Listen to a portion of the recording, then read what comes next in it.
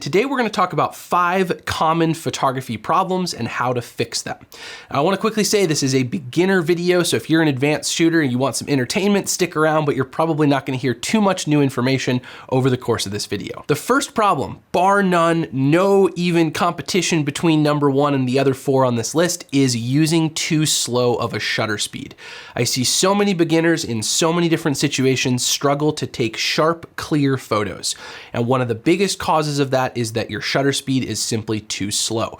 In fact, we made a video on this a couple years ago. It has over 1.5 million views now, and it's all just talking about the right shutter speed for the job.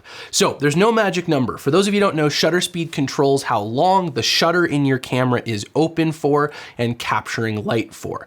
And the thing that you're shooting, the faster it's moving, the faster shutter speed you're gonna need to stop that motion and create a nice clear photo. So I'm gonna make it super simple.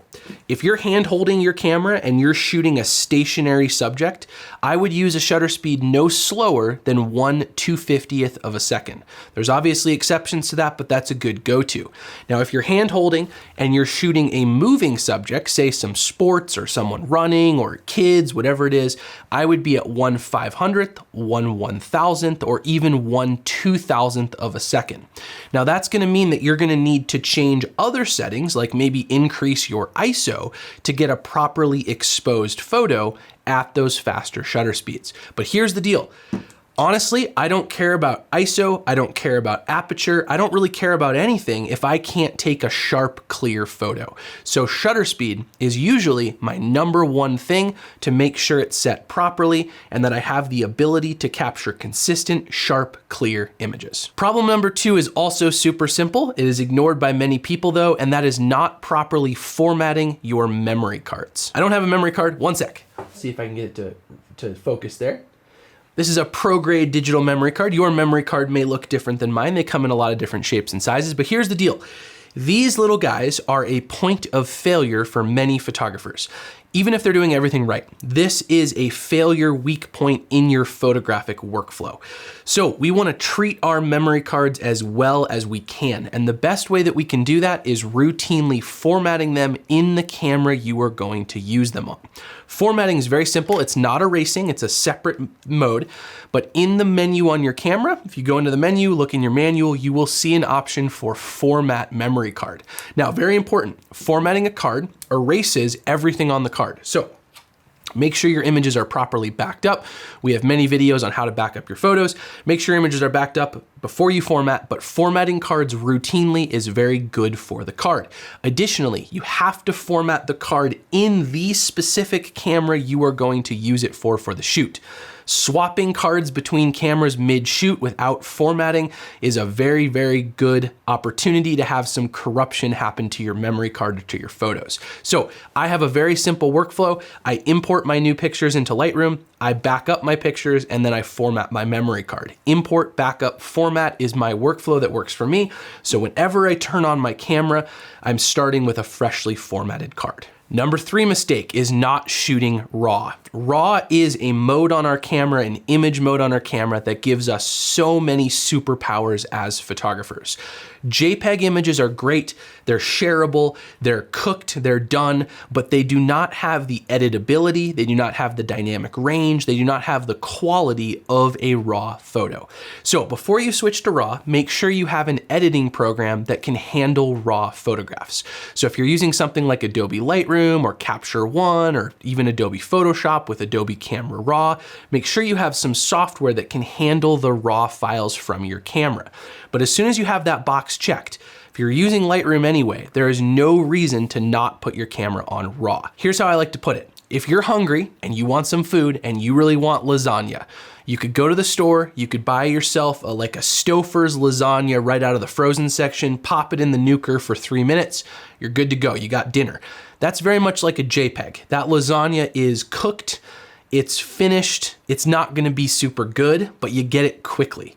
Then there's raw. Raw is like going to the grocery store and buying all of the raw ingredients and making the lasagna yourself. It's gonna take a little bit longer to edit, it's gonna take a little bit longer to process, but the end result is gonna be so much better. If you're on the fence, set your camera to JPEG and RAW, where every shutter press you get a copy of both versions, and then you can see for yourself. When you go in to edit that RAW photo, you'll see how much more ability you have to edit things and really make your photos excellent. Problem or mistake number 4 would be shooting from eye level. This one I see all the time. People are just getting started in photography, they're comfortable, they're standing up, and they're just standing there. I don't have a lens on right now, but they're standing there snapping pics, just standing still, right? Looking around, moving like that. You see it all the time. What I recommend is that you change up your angle. There is a reason why screens on cameras articulate, right? So you could tilt it down, you can get a high angle, you can tilt it up, you can get a low angle. Get low, lay on the ground, kneel down, crouch, move around, shoot with grass between you and the subject. Play with angles.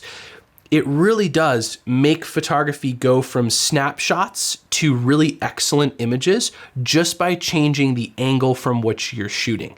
And this is true regardless if you have a nice camera or not. If you're shooting on your phone, which is a nice camera by the way, if you get low with phone images, you're gonna take your images to a level that a lot of people who own a DSLR and are not playing with their angles are not shooting at. So get low, get high. Think about if there's stairs, going up the stairs and shooting down on whatever you're shooting. Again, if there's grass or trees or foliage, put that stuff right in front of the lens to get that cool blurry effect. Play with your angles. Eye level images are just not that exciting in a lot of cases, and just by getting low or a little bit higher, you can really take your photos to the next level. Finally, mistake number 5 is spending too much money and effort thinking and drooling over equipment. Now, this is one of the hardest things. I am a total equipment nerd. I see cameras all around me, like I love gear. But here's the deal. If you have a camera that was made in the last 10 years, buying something to upgrade that is not gonna make your images night and day different. Instead, you learning how to operate f-stops, shutter speeds, ISOs very comfortably and effectively is gonna have much more of an effect on your future growth as a photographer.